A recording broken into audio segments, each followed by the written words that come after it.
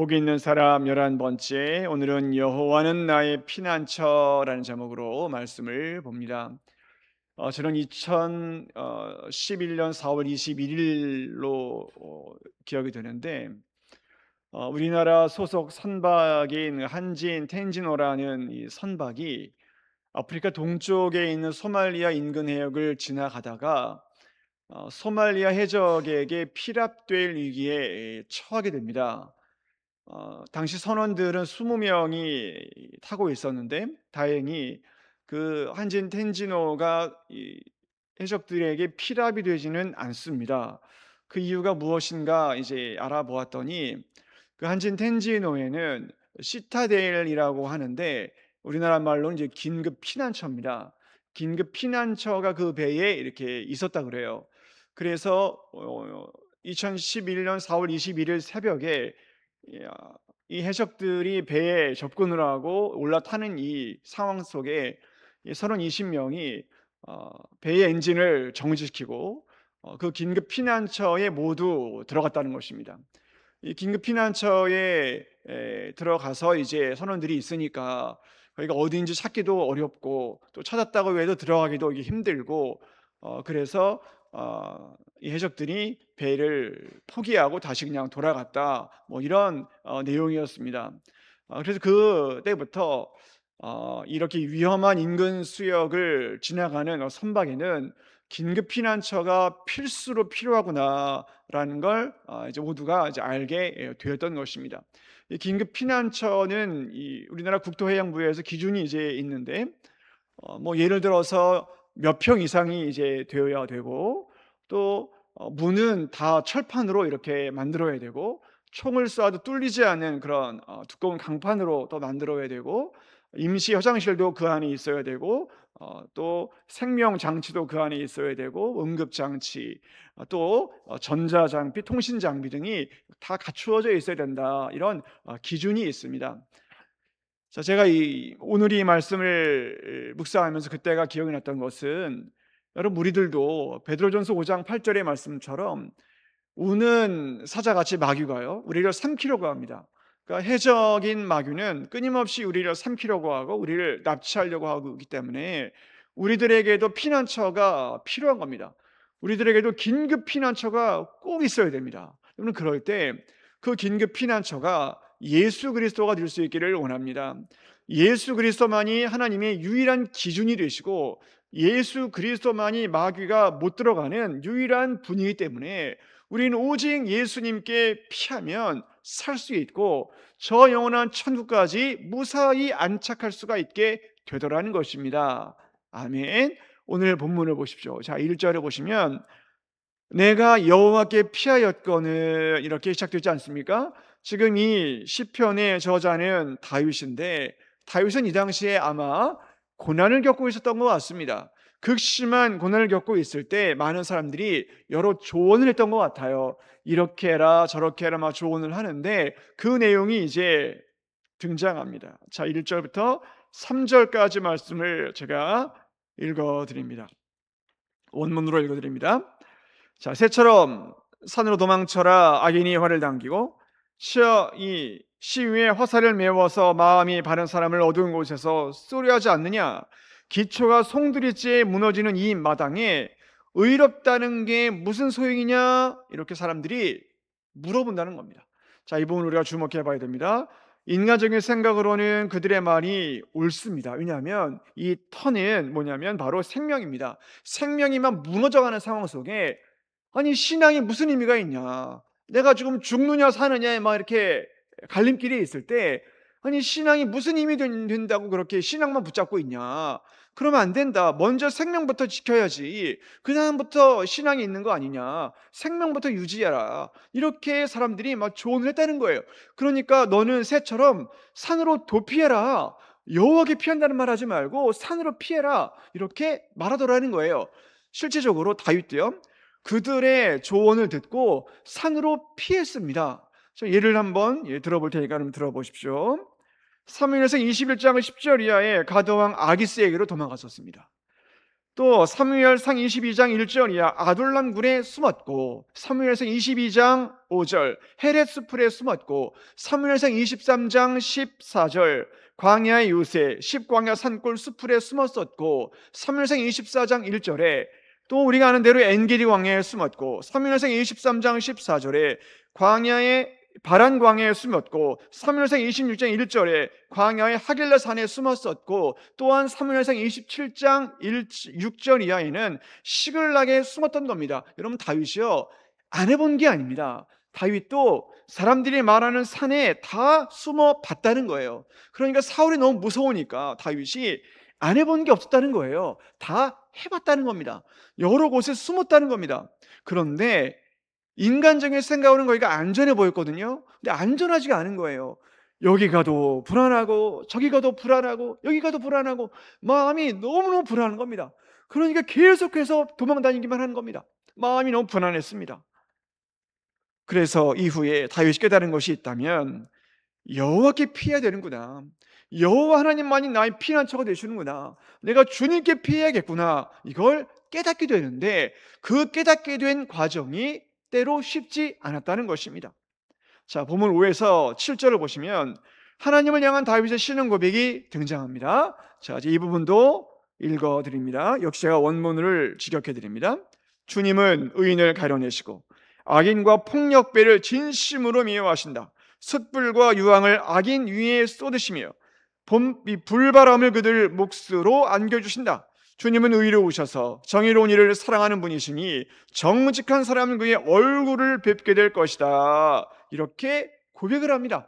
자, 이 부분 우리가 주목해 봐야 되는데, 고난당하는 상황입니다. 이때가 평안한 상태가 아니라 극심한 고난을 당하고 있는 이때 이런 고백을 과연 할 수가 있겠는가라는 걸 우리가 묵상해 봐야 되는 겁니다. 자, 우리가 이 부분을 주목해 봐야 됩니다. 고난을 당하고 있는 이때 정말 하나님께서는 고난당하는 자의 편이십니까? 고난당하는 이때 정말 하나님께서는 돈 없고 힘 없고 정직하고 온전하게 살려는 사람들의 편이십니까? 아니면 돈도 많고 권력도 있고 뭔가 이렇게 풍성한 사람, 그런 사람들의 편입니까? 솔직히요, 잘 모르시겠죠, 여러분. 그래서 우리가 영적인 시험이 드는 거 아닙니까?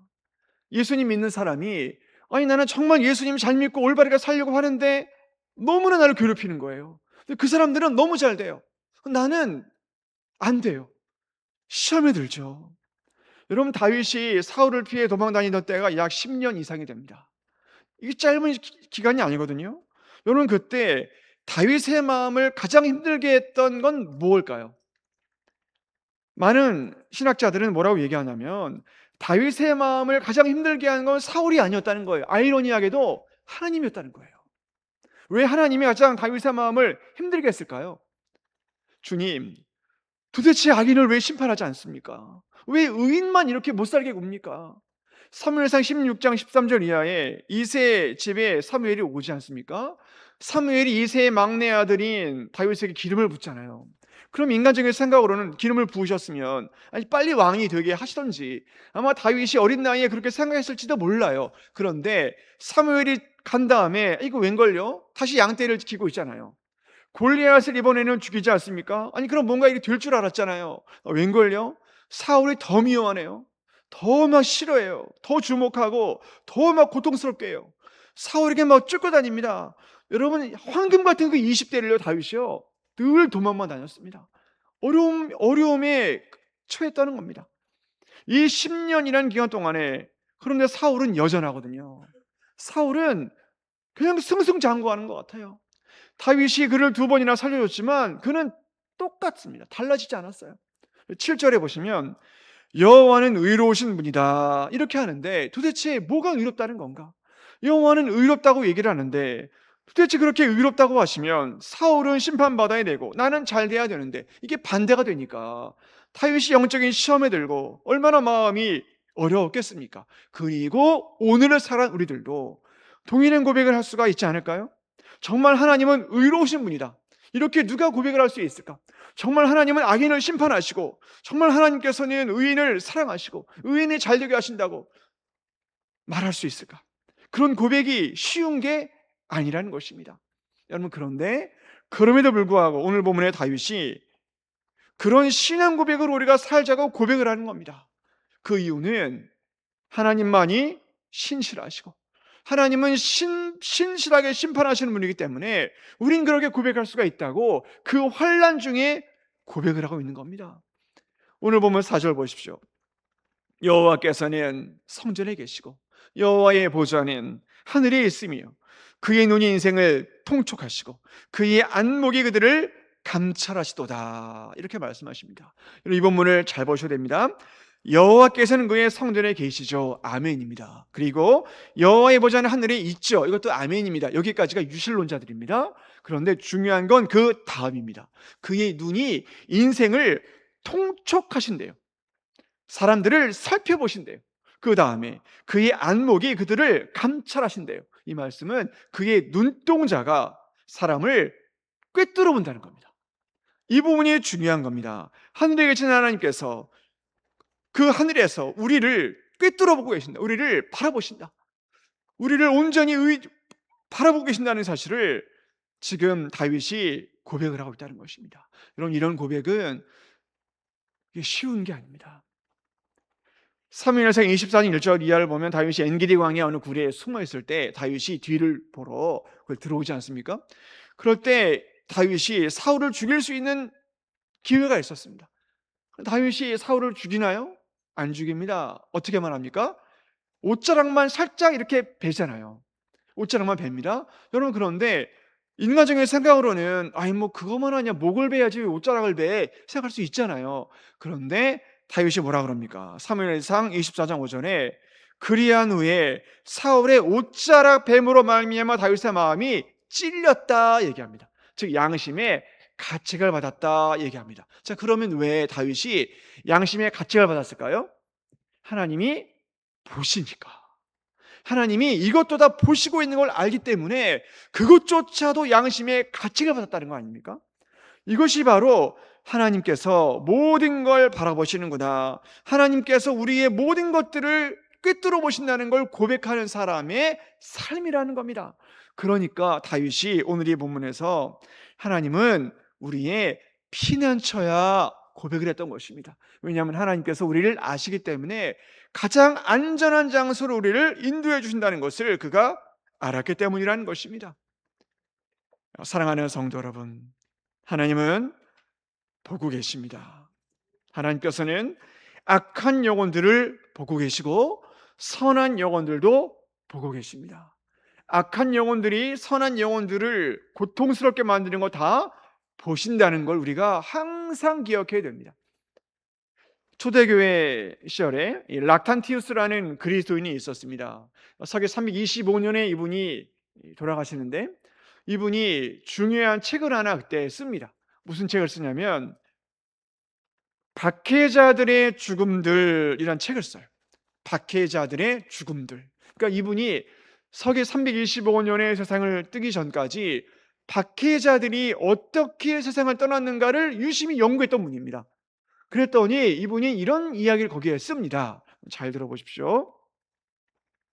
하나님을 모독한 자들은 내동댕이 쳐졌고 거룩한 성전을 파괴한 자들은 그보다 더 처참하게 파멸했고 의로운 자들을 죽도록 고문한 자들은 하늘로부터 온 매와 마땅한 고통 가운데에서 악한 생을 마감하였다.